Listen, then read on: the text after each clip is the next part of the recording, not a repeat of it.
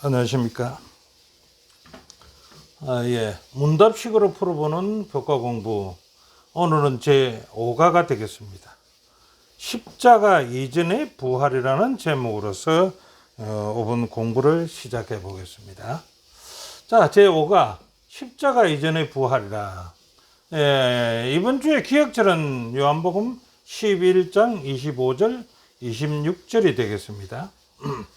예수께서 이르시되 나는 부활이요 생명이니 나를 믿는 자는 죽어도 살겠고 무릇 살아서 나를 믿는 자는 영원히 죽지 아니하리니 이것을 내가 믿느냐 라고 말합니다.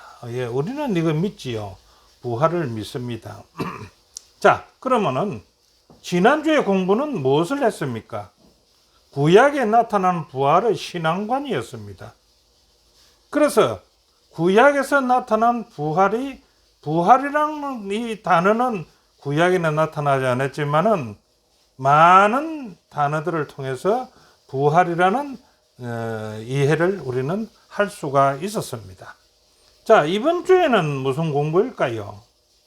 이번 주에는 십자가 이전의 실제적 부활 사건을 공부하게 되었습니다. 십자가 이전의 실제적인 부활. 그 십자가 이전에 실제적인 부활이 어떤 부활이 있었습니까? 구약에서는 보면요. 첫 번째 부활은 모세가 있었지요. 두 번째 부활은 사르밧 가부의 부활이 있었습니다. 가부의 아들. 세 번째는 수념 여인의 아들이 부활하는 것을 우리가 볼 수가 있습니다. 자, 신약에 들어와서는요.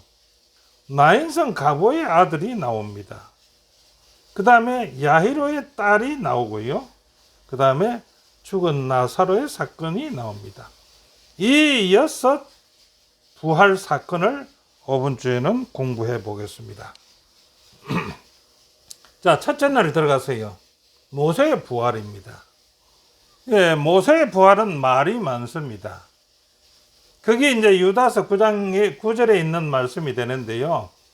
천사장 미가엘이 모세의 시체에 대하여 마귀와 다투어 변론할 때에 감히 비방하는 판결을 쓰지 못하고 다만 말하되 주께서 너를 굳이 쓰시기를 원하노라고 말했습니다. 자, 모세의 죽임에 대한 논쟁은 어떤 논쟁인지 한번 볼까요? 자, 1차 논쟁과 2차 논쟁이 있는데 1차 논쟁에서는요. 소유권의 주장입니다. 누구를요? 모세의 소유권이 누구에게 있느냐라고 주장하는 겁니다. 그래서 사탄은 이렇게 주장합니다. 모세는요. 살인자요 죄인이므로 내 소유라고 주장을 합니다. 그 주장의 근원은 뭐가 있느냐? 출애굽기 2장 12절에 보니까요. 좌우로 살펴 사람이 없음을 보고 그 애굽 사람을 쳐 죽여 모래에 감추더라 했습니다. 이거는 출애굽기를 읽으신 분들은 잘 아실 겁니다. 모세가 시차를 나갔는데 그 자기의 백성 유대인과 애굽의 사람이 싸우고 있을 때에 모세가 가서 그 애굽인을 쳐서 죽인 그 사건입니다. 자, 이 사건을 이제 주장하고 나오고요. 그러면서 뭐라고 합니까? 모세는 살인자요 죄인이기 때문에 모세의 시체는 내 것이다. 내 소유다라고 얘기하는 겁니다. 자, 미가엘은 어떻게 답변합니까? 여기에 대해서요. 마귀와 다투어 변론할 때에 감히 비방하는 판결을 쓰지 못하고 다만 말하되 주께서 너를 굳이 쓰시기를 원하노라. 미가엘은요. 이 사건에 대해서 이 사건이 출애굽기 2장 12절을 상대로 해서 나오니까 어쩔 수 없이 답변을 이렇게 하는 겁니다. 감히 비방하는 판결을 쓰지 못한다는 겁니다. 자, 그 다음에요. 두 번째 논쟁은 무엇일까요? 두 번째 논쟁에서는 모세의 부활에 관한 논쟁입니다. 우리 살아남은 이들 206페이지에 보니까요. 모세는 죽었으나 미가엘이 내려와서 그의 육체가 썩기 전에 그를 다시 살렸다. 사탄이요, 그의 시체를 자기의 것이라고 주장하면서 붙잡으려고 하였으나 미가엘이 모세를 부활하게 하여서 하늘로 데려갔다. 이렇게 살아남은 이들은 기록했습니다. 그것을 갖다 성경의 증거에서는요, 신약에 나오지요. 베나산의 현상이라 이러는데, 누가복음 9장 30절에 문득 두 사람이 예수와 함께 말하는데, 이는 누구냐 할 것 같으면 모세와 엘리야더라. 모세와 엘리야는 여러분들 잘 알다시피 모세는 부활하여서 하늘나라를 가고 엘리야는 살아서 성천하신 선지자입니다. 그러나 두 분이 똑같은 현상으로 나타났다는 겁니다. 예수님과 함께. 그래서 모세는 부활을 어떻게 했느냐? 영과 육이 합쳐진 부활이다. 이렇게 주장할 수가 있다는 겁니다. 그런데 사탄의 주장은 뭡니까? 모세를 장사 지냈지 않느냐? 신명기 34장 5절 6절을 보니까 그랬지요. 모압 땅에서 죽어서, 모세가 모압 땅에서 죽어서 모압 땅에 있는 골짜기에 장사되었고 오늘까지 그 묘를 아는 자가 없더라라고 이야기했던 게, 분명히 모세는 죽어서 묘를 매장을 했다 얘기입니다. 그래서 이 모세는 이 땅에 있다. 지금 이것을 기준을 해서 알렉산드리아의 그리스 교부라는 자들은 이렇게 말합니다. 모세가 죽었을 때 천사들과 함께 하늘로 올라간 것은 영으로 되살아난 모세와 땅에 묻힌, 요 성경절이죠. 땅에 묻힌 육신의 몸으로 죽어 있는 모세, 이렇게 두 명의 모세가 보였다고 주장을 한다는 겁니다. 이 주장은 무슨 주장입니까? 영혼 불멸설을 기초한 주장이 되지 않겠습니까? 자, 영혼 불멸을 증명하기 위해서요, 사탄이 숱한 애를 씁니다. 어떤 애를 씁니까? 마귀는 모세의 시체를 애서 찾는다는 겁니다. 그래서 모세의 시체를 찾으면 봐, 모세의 시체는 땅에 있지 않느냐? 그런데 너희가 부활했다면서 하늘나라에 갔다면서 그거는 영이야 라고 주장하기 위해서 모세의 시체를 사탄은 애서 지금도 찾고 있다는 겁니다. 자, 성경적 부활은 뭡니까? 지정의를 모두 갖춘 전인적 인체가 부활하는 것을 우리는 부활이라고 말하고 있습니다. 근데 사탄은 부활을 어떻게 말합니까? 영혼 불멸설을 모세에게 적용시키는 영이 하늘나라를 갔다라고 얘기하는 것이 사탄의 부활 방식이다 이겁니다. 자, 그 다음에 둘째 날은요. 둘째 날 구약의 두 가지 사례를 얘기하면서 부활 사례를 얘기합니다. 그 첫 번째가 사르밧 가보의 아들의 부활입니다. 두 번째는요. 두 번째는 수냄 여인의 아들의 부활을 얘기합니다. 자, 그럼 먼저 사르밧 가부의 아들에 대해서 한번 알아볼까요? 이 사건 발단은요, 이렇습니다. 열왕기상 17장 1절에 있는 것을 보면은 엘리야가 아합에게 고하되 나의 섬기는 이스라엘 하나님 여호와의 사심을 가리켜 맹세하노니 내 말이 없으면 수년 동안 우려가 있지 아니하리라 라고 엘리야가 아합 왕에게 이렇게 얘기를 합니다. 실제적으로 이렇게 하고 나서 어떻게 합니까? 비가 오지 않았다는 겁니다. 자, 이 사항을 아합이 알고서는 엘리야를 그냥 두겠습니까? 그래서 엘리야를 찾아서 죽이려고 하는 겁니다.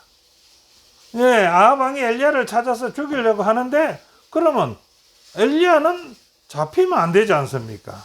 하나님이 엘리야를 숨깁니다. 숨기는데 어디에 숨기느냐? 첫 번째는 거리 시내에 숨깁니다. 예, 거기 가서 시냇물을 마시고 그 다음에 먹을 음식은 까마귀를 통해서 너를 복량하게 하겠다 해가지고 그리 시내로 가게 했습니다. 그런데 몇 년이 지나다 본 게 이 그리 시내가 물이 말라버렸다는 겁니다. 물이 말라버리고 나니까 이제 여기서 숨어 있을 수가 없으니까 하나님이 또 다른 방법으로 다른 곳으로 이동을 시킵니다. 그 이동시키는 곳이 어디냐? 그러면 시돈의 사르밧입니다. 시돈에 있는 사르밧. 근데 왜 이 시돈에 있는 사르밧으로 보내는 얘기죠. 거기 가면 가부가 있는데 그 가부 집에 가서 너가 피신해 있으라 이렇게 하는 겁니다. 그런데 여기 시돈의 사르밧, 이 시돈이라는 이 지역은 통치하는 자가 누구냐 할 것 같으면요, 아합 왕의 딸 이세벨의 아버지가 다스리는 곳이랍니다. 왜 이곳으로 보냈을까요? 네, 가장 숨기 좋은 것은 적진에 들어가 있으면 가장 안전하다는 말도 있지요. 예, 그런 면을 우리는 여기서 볼 수가 있습니다. 자, 그런데 시돈에 있는 사르밧에 갔더만은 정말 성에 들어가려고 하니까 나무 주는 한 여인이 있었습니다. 그 여인을 보고 나 물 좀 달라 이렇게 하니까 물을 가지러 갑니다. 예, 물을 가지러 가는 그 여인을 보고 나에게 먹을 것을 좀 달라 이렇게 얘기합니다. 그러니까 이 사르밧에 있는 이 여인이 어떻게 얘기합니까? 예, 저희들은 먹을 것이 없고 남은 길에부터 기름 조금 하고 가루 조금 있는데 이것 마지막 구워서 우리가 먹고 내 아들과 함께 죽으려고 하는 것입니다. 이러니까 예, 그렇더라 해도 나부터 먼저 주면 안 되느냐라고 해서 자기부터 달라고 합니다. 이 가부는 사르밧 가부는 이 말을 듣고 그 엘리야에게 먼저 갖다 바칩니다. 예, 이런 믿음이 있다는 이 가부였습니다. 그렇지요? 자, 그래서 이 가부 집에 가서 엘리야가 지내고 있는데 이 가부의 하나밖에 없는 아들이 죽었습니다. 그러니까 이렇게 어떻게 합니까? 이 가부가 이 엘리야에게 애원을 합니다. 내 아들을 좀 살려달라. 내 아들은 나의 희망인데 죽었으니까 당신이 살려달라고 애원을 합니다. 그러니까 엘리야가 이 아이를 살려줍니다. 그래서 열왕기상 17장 23절에 보면은 엘리야가 그 아이를 안고 다락에서 방으로 내려가서 그 어미에게 주며 이르되 보라 내 아들이 살았느니라 해서 여기에 첫째 사건인 사르밧 가부의 아들을 살리는 그러한 부활을 우리가 첫 번째 볼 수가 있습니다. 자, 두 번째는요, 수넴 여인의 아들입니다. 자, 이 사건은 어떤 계기가 되느냐? 열왕기하 4장 9절에 보니까요, 한 귀한 여인, 여기에 수넴 여인이라는 이 여인은 아주 귀한 여인인가 봐요. 예, 성경에 귀한 여인이라고 적었습니다. 그 남편에게 이르되 항상 우리에게로 지나는 사람이 있는데 그 사람을 보니까 하나님의 거룩한 사람인 줄을 내가 보니까 알겠더라. 그렇게 남편에게 이 얘기를 합니다. 그러니까 남편이 그럼 어쩌란 말인데 이러니까 수넴 여인이 하는 말이, 자, 하나님의 선지자가 묵을 수 있는 방도 마련하고 그 다음에 쉬면서 우리 집에서 식사도 좀 하고 그렇게 하면 안 되겠습니까? 이렇게 하니까 남편이 허락을 해줍니다. 그래서 엘리사가, 여기는 엘리사입니다. 엘리사가 갈멜산에 계시면서 선지자의 행위를 하기 위해서 왔다가 갔다 하는 그 길 도중에 수넴이라는 지역이 있었는데 여기서 이런 사건이 일어났다 이겁니다. 그래서 방을 하나 마련하고 쉴 수 있게끔 모든 공간을 마련해 주었습니다. 자, 그런데 엘리사가 가만히 보니까 자기에게 너무 이렇게 후대를 하니까 엘리사가 나도 이 여인에게, 수넴 여인에게 은혜를 갚아야 되지 않겠느냐. 그래서 여인을 부릅니다. 당신이 지금 부족한 게나 원하는 게 있으면 말하시오. 그러면 내가 당신이 나에게 선대를 베푸니까 나도 당신한테 선대를 좀 베풀겠소. 이렇게 하니까 이 수넴 여인이 나는 모든 게 다 만족하니 필요 없습니다 라고 얘기를 하는 겁니다. 그러니까 엘리사가 이제는 어떻게 할까요? 자기 좀 게하시를 시켜서, 게하시야, 이 집에 뭐가 필요한지를 내가 한번 둘러보고 찾아봐라. 우리가 그냥 이렇게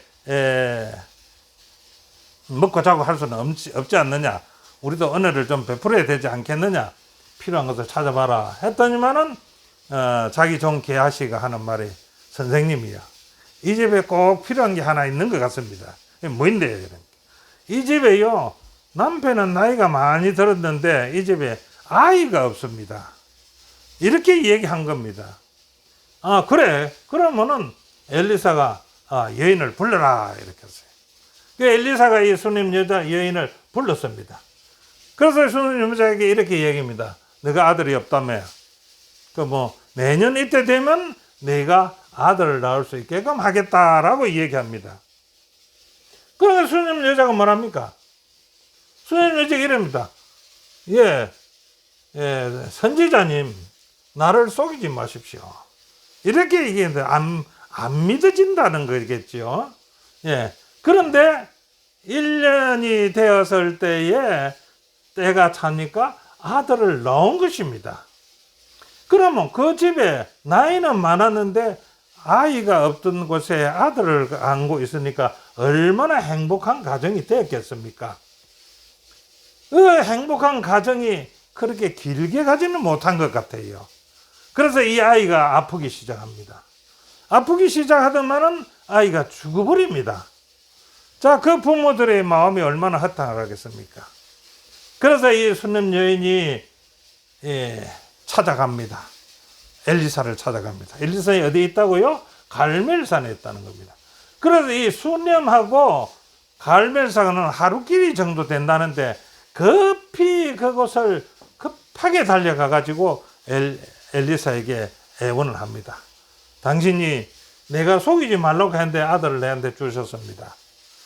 그런데 좋았었는데 이제 그 아들이 죽었습니다. 당신이 살려내셔야 되지 않겠습니까? 하고 애원을 합니다. 그러니까 엘리사가 내려갑니다. 내려가 가지고 이 수넴 여인이 죽은 아들을 살려냅니다.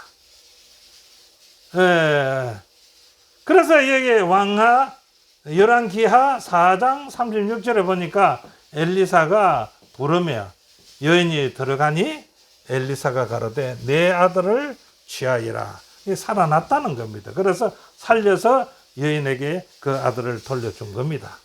자, 그러면 이 두 사건, 수넴 여자와 사르밧 과부의 이 두 사건에 유사점과 차이점이 있을 거 아닙니까? 당연히 있지요. 근데 유사점, 같은 점은 아주 많아요. 여러 가지 많습니다. 그런데 차이점은요? 차이점은 그렇게 많지를 않는데 차이점이 가장 중요한 것이 있는데 그것이 뭐냐 그러면 사르밧 과부는요 이방 여인입니다. 사르밧 과부는 이방 여인입니다. 그럼 수넴 여인은 이스라엘입니다. 그런데 이방인도 하나님을 섬기면은 구원을 받는다는 그러한 조건이 여기서 우리가 볼 수가 있지 않느냐 이겁니다. 자, 하나님이 선지자를 복양한 두 여인이 가졌던 부활의 믿음이 자기들이 가지고 있어 부활의 믿음이 있었기 때문에 선지자가 분명히 내 아들을 살릴 것이라는 그 믿음이 보상을 받았다는 겁니다. 자, 교훈 한번 읽어볼까요? 저자는 이렇게 교훈을 합니다. 사르밧 과부와 수넴 여인은 그들의 믿음으로 인해 죽은 아들이 살아난 특별한 경험을 했습니다.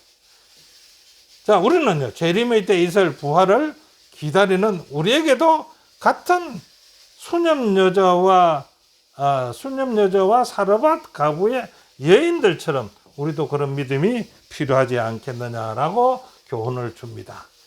자, 셋째 날은요, 나인성 가부의 아들입니다. 자, 예수님께서 인성을 쓰신 이유부터 좀 알아봐야 되겠어요. 여기서부터는 예수님이 한 기적입니다. 예수님이 살리신 기적인데요.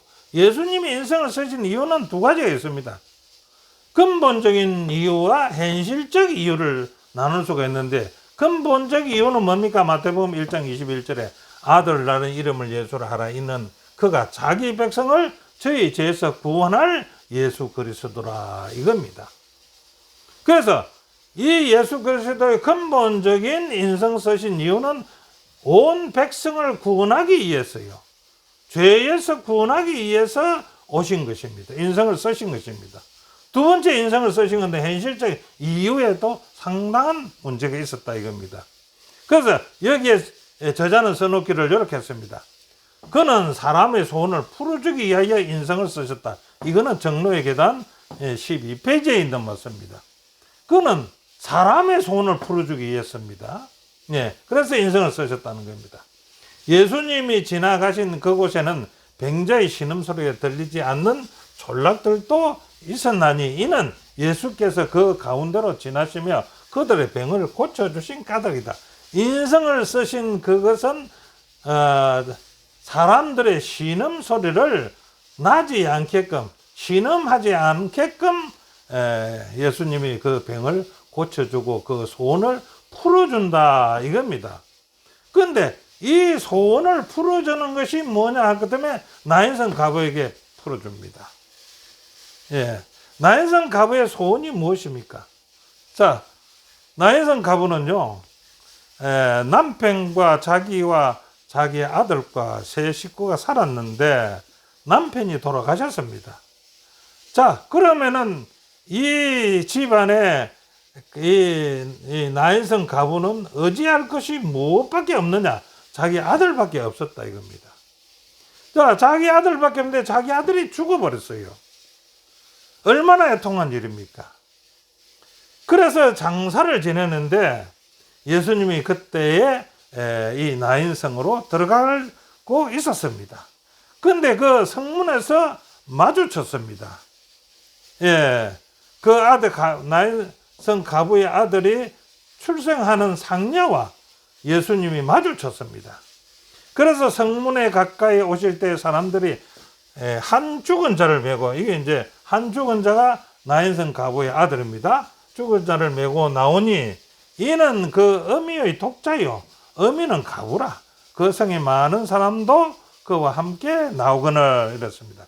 그래서 이 나인성 가부의 아들을 장사 지내는데 성에 있는 많은 사람들이 같이 따라 나왔다는 겁니다.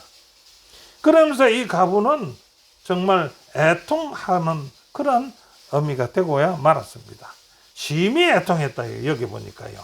그래서 가부에게 이렇게 합니다. 누가복음 7장 13절에 주께서 가부를 보시고 불쌍히 여기사, 개인의 소원을 들어주는 분이니까요. 불쌍히 여기사 울지 마라.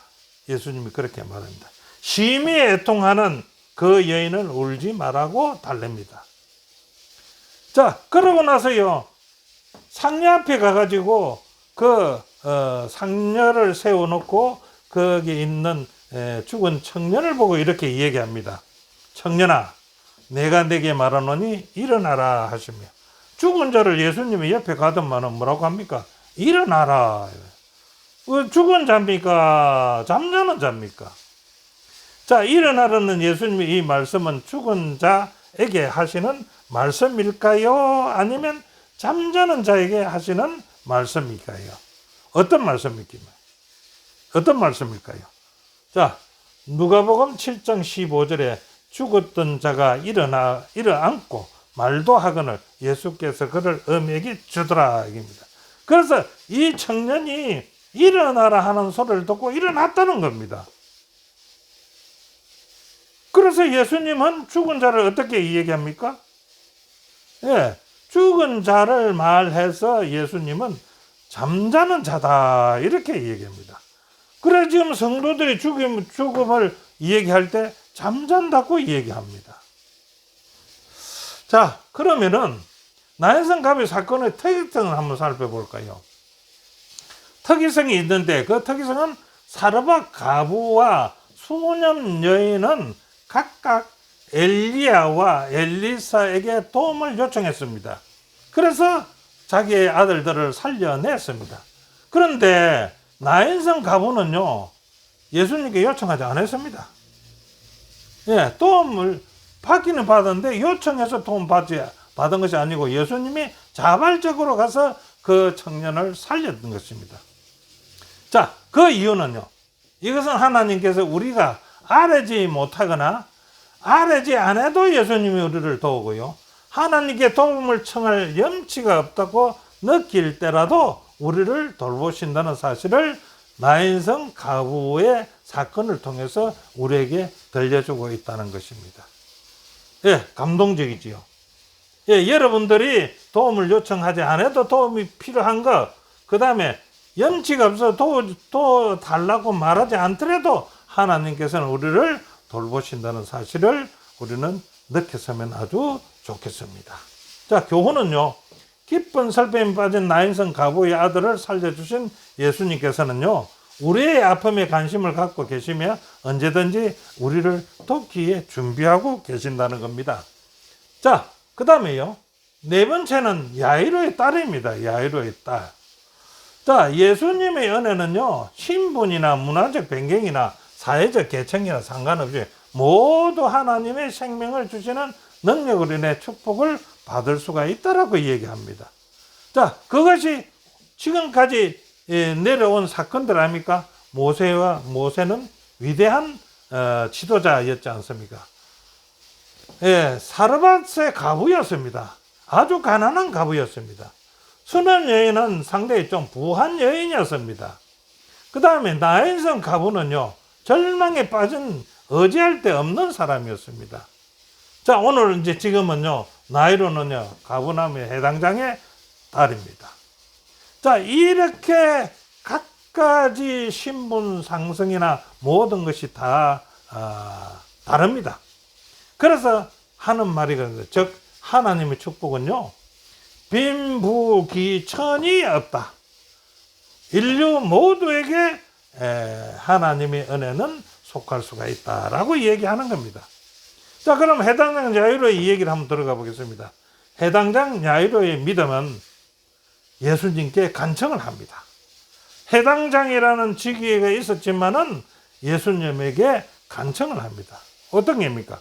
그 사건 계기는 마가복음 5장 22절, 23절에 있는 말씀이 되겠는데요. 거기 보니까 해당장 중 하나인 야이로라 하는 이가 예수님께 와서 예수님을 보고 발 아래 엎드려 많이 간구하여 가로되, 많이 간구합니다. 뭐 한두 번 간구한 게 아니라 이제 많이 간구하여 가로되, 내 어린 딸이 죽게 되어사오니 오셔서 그 위에 손을 좀 얹어사 그로 내 딸을 구원을 얻어 살게 하소서. 이렇게 한두 번이 아니고 많이 간청을 합니다. 예, 이렇게 간청하고 있는 가운데에 어떤 일이 벌어지느냐? 예, 35절을 보니까 아직 이 간청하고 있는 때에 해당장의 집에서 사람이 와서 가로되, 당신의 딸이 죽었나이다. 그러니까 우리 그 예수님 선생님을 더 괴롭게 하지 마십시오 라고 기별 전하는 자가 이 얘기를 합니다. 이 얘기를 예수님이 다 들으셨어요. 예, 들으시고 이제 해당장에게 이렇게 얘기합니다. 두려워 말고 믿기만 하라. 두려워하지 말고 믿기만 하라. 자, 그러면서 야이로 집으로 갑니다.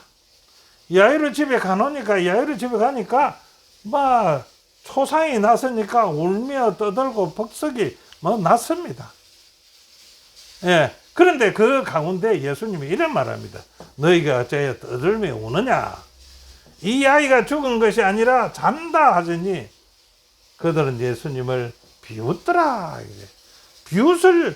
짓을 예수님께서 좀 하신 것 같이 보이지 않습니까? 우리의 생각으로서. 안 그렇습니까? 죽어서 지금 애통해서 울고 떠들고 하는데 그들을 보고 웃지 마라. 그 죽은 게 아니다. 그러니까 그 사람들이 뭐라고 합니까? 비웃을 수밖에는요. 그들은 그 야이로의 딸이 죽었다는 것을 확인했습니다. 확인했는데 죽지 않고 잔다고 얘기하니까 이들이 비웃을 수밖에는요. 자, 그러나 예수님은 그곳에 가서 그 죽은 아이한테 갔습니다. 그래서 소녀를 깨우신 예수님입니다. 예수께서는 침대 곁에 가까이 가셔서 당신의 손으로 아이의 손을 잡으시고 그 소녀의 집에서 흔히 말하는 그 말대로 소녀야, 네가 내게 말하노니 일어나라. 그 부드럽게 말씀하셨다. 소녀는 마치 잠에서 깬 것처럼 눈을 크게 뜨고 자기 곁에 있는 사람들을 이상한다는 듯이 쳐다보았다. 소녀는 일어났다. 예, 야이로의 딸은 이렇게 해서 살아납니다. 야이로의 딸이 눈을 떠 보니까 옆에서 사람이 웅성거리고 많이 있으니까 이게 무슨 일이야? 이렇게 생각합니다. 그냥 자다가 일어난 사람 같이 얘기한다 이겁니다.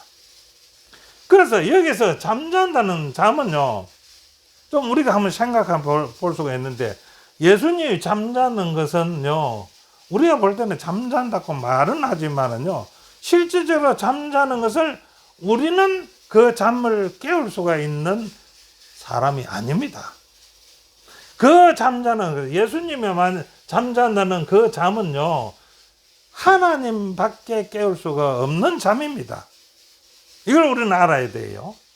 근데 잠잔다 이러니까 뭐 일어나겠지 이렇게만 생각할 것이 아니고 하나님만, 예수님만이 이 잠을 깨울 수 있는 능력이 있다는 겁니다. 사람이 일어나라 하면 안 일어나죠. 예, 교훈은요, 예수님께서는 죽음 앞에 슬퍼하는 자들에게 두려워하지 말고 믿기만 하라고 말씀하시며 죽음을 잠으로 묘사하신 후에 야이로의 딸을 깨우셨다는 것입니다. 그래서 예수님, 하나님의 능력은요, 죽음이 잠이고 그 잠은 하나님의 말씀으로서 깨울 수가 있다는 것입니다. 자, 목요일, 나사로입니다. 나사로 사건은요, 요한복음 11장 56절에 보면 되죠. 예수께서 본래 마르다와 그 동생 마리아지요. 마리아, 나사로를 사랑하시더니 나사로가 병들었다함을 들었습니다. 그런데 병들었으면 사랑하는 이 집안에 나사로가 병들었으면 빨리 가서 고쳐줘야 될 거 아닙니까? 그런데 그 계시던 곳에 이틀이나 더 있더라 이겁니다. 왜 있었을까요? 예, 그는 하나님의 영광을 위해서라고 이렇게 얘기합니다. 자, 그래서 이틀을 있다가 이렇게 합니다. 우리 친구 나사로가 잠들었도다. 그러나 내가 깨우러 가자. 예, 그래서 깨우러 이제 이틀 뒤에서 이제 출발을 해서 이제 갑니다. 예, 가는데 그 소리를 마르다가 들었습니다. 이제 예수님이 오신다는 얘기를. 그래서 예수님을 만나가지고 이렇게 말합니다. 예수님이 여기 계셨더라면 내 오라버니가 죽지 않았을 거 아닙니까? 이렇게 얘기하는 겁니다. 그런 게 예수님이 뭐라고 말합니까? 내 오라비가 다시 살아나리라. 이렇게 얘기를 합니다. 요한복음 11장 23절에. 그러니까 그 이제 마르다가 대답하는 게 참 기가 찹니다. 마르다가 이렇게 이야기합니다. 24절에요. 마르다가 가로되 마지막 날이 어떤 마지막 날입니까? 이거 잘 기억해 주시기 바랍니다. 마지막 날 부활에는 다시 사실 줄을 나도 압니다. 예수님이 다시 살아나리라 하는 이 마지막 날 사는 것은요, 나도 압니다. 그러니까 마르다가 마지막 날, 세상 마지막 날 우리가 예수님이 재림하실 때 부활할 거라는 것을 마르다는 알고 있었다는 겁니다. 그러니까 예수님이 다른 말 하지 않아요. 나는 부활이요 생명이니 나를 믿는 자는 죽어도 살겠고 무로 살아서 나를 믿는 자는 영원히 죽지 아니하리니 이것을 네가 믿느냐라고 얘기합니다. 자, 그래서 이제 예수님은 그 가족들과 옆에 있는 친지들과 많은 사람들이 나사로가 있는 곳을 가자라고 얘기했습니다. 그래 나사로 있는 데로 갔습니다. 가니까 무덤이 있거든요. 그냥 죽은 지가 이제 날짜를 쳐본 게 4일째라요. 근데 그 근동지방에서는 4일이 되면은 썩어서 시체가 냄새가 난다는 겁니다. 그래서 많은 사람들이 예수님은 저 나사로는 벌써 죽어가지고 시체가 썩어가고 냄새가 이렇게 풍기는데 예수님이 어떻게 살릴 것이냐 라는 생각을 가졌을 겁니다. 그런데 예수님이 그 무덤에 돌을 좀 치워라 이렇게 하세요. 그래 치우고 나서 예수님이 이렇게 말합니다. 나사로야 나오라. 바로 그 순간에 그곳에 있던 사람들이 하나님의 생명을 주시는 능력을 목격한 것입니다. 나사로가 나오라 이런 게 나사로가 나와버린다는 겁니다. 그 능력은 마지막 때 부활을 통해 죽은 자들을 다시 살려낼 바로 그 능력이었다고 증거하는 겁니다. 자, 나사로의 부활의 특이성이 있습니다. 나사로의 부활한 특이성이 뭐냐거든. 왜 예수님이 늦추고 해서 4일 만에 왔을까요? 확실한 죽음에서의 부활 증거를 하기 위해서입니다. 확실한 죽음에서. 앞에 나온 야료의 딸이라든지 그 다음에 수냄 여자의 아들이라든지 그 다음에 사르밧 가부의 아들이라든지 이런 것은 그 시체도 썩지 않았고 죽은 지 그 날에 해결이 됐습니다. 그래서 다른 사람이 많이 보지도 못했을 겁니다.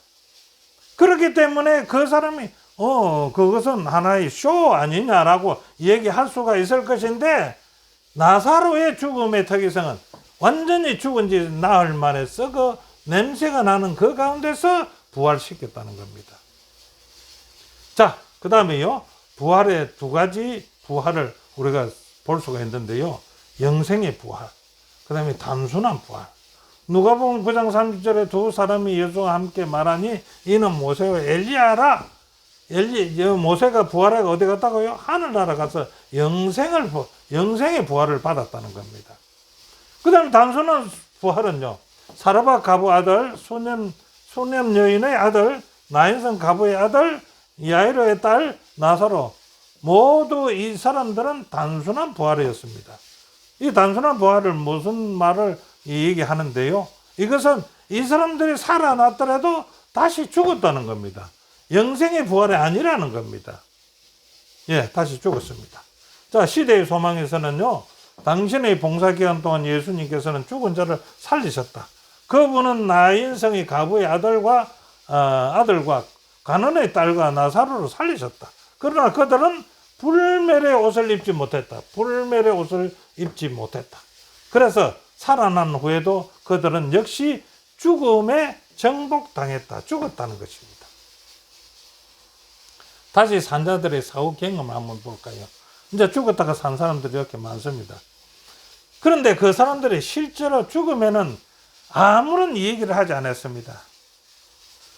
무의식이었다는 겁니다. 그런 상태를 증거하기 위한 이 사건의 취지도 된다 이겁니다. 그래서 이것은 무엇을 얘기하는 겁니까? 영혼 불멸은 허구다는 것을 증명하기 위해서 이렇게 보여줄 수도 있다는 겁니다. 자, 오늘 공부는 여기까지입니다.